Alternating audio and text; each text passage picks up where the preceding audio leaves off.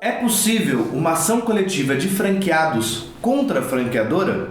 Meu nome é Expedito, eu sou advogado aqui da FB Advogados, especialista na área de franquias, e hoje eu vou falar de uma possibilidade que talvez já tenha passado pela sua cabeça e dos outros franqueados que estão no seu grupo de WhatsApp. Mas antes da gente conversar detalhadamente sobre o tema, curte esse vídeo, comenta, me deixa saber a sua dúvida, divide comigo a sua dúvida, compartilha com um grupo de franqueados e com outros interessados em franquia e vamos descobrir juntos se é possível ajuizar uma ação ou um procedimento arbitral contra uma franqueadora com vários franqueados como autores. Inicialmente, a primeira resposta é sim, é possível uma ação coletiva de franqueados contra a franqueadora. Vários franqueados sendo autores da ação contra uma única franqueadora. Mas a pergunta mais importante é, vale a pena? Por quê?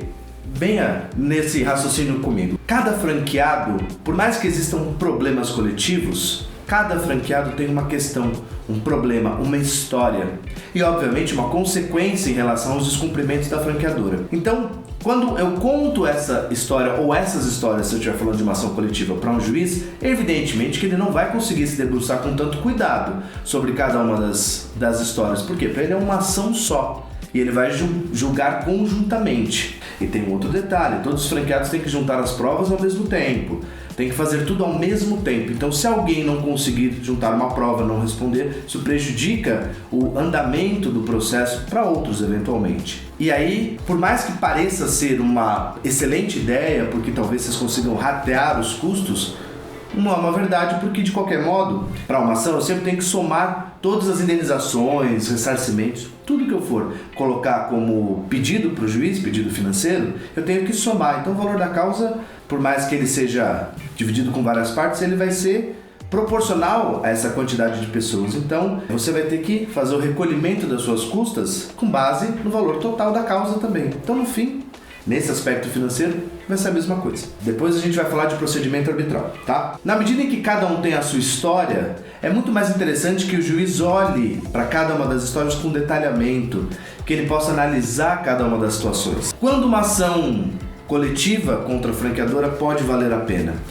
Bom, em casos em que, por exemplo, você seja dentro de um procedimento arbitral.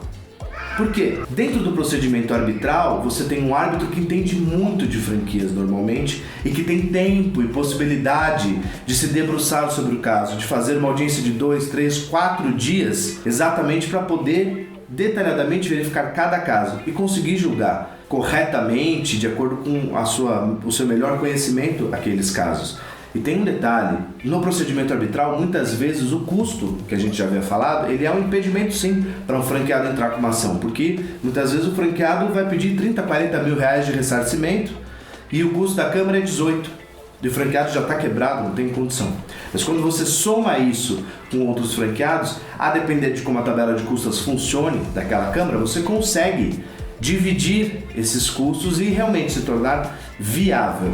Então, para resumir, a ação coletiva é possível, como a gente havia falado, mas é necessário olhar para cada caso ou cada um dos casos para ver se ela é interessante e que vá resolver melhor o seu problema, o que nem sempre é uma verdade. A gente está aqui para te ajudar com isso, caso vocês, franqueados, tenham alguma dúvida, queiram tirar a dúvida para ver se a ação coletiva é possível, é interessante, é viável no seu caso, a gente está aqui exatamente para isso. Muito obrigado e até sempre.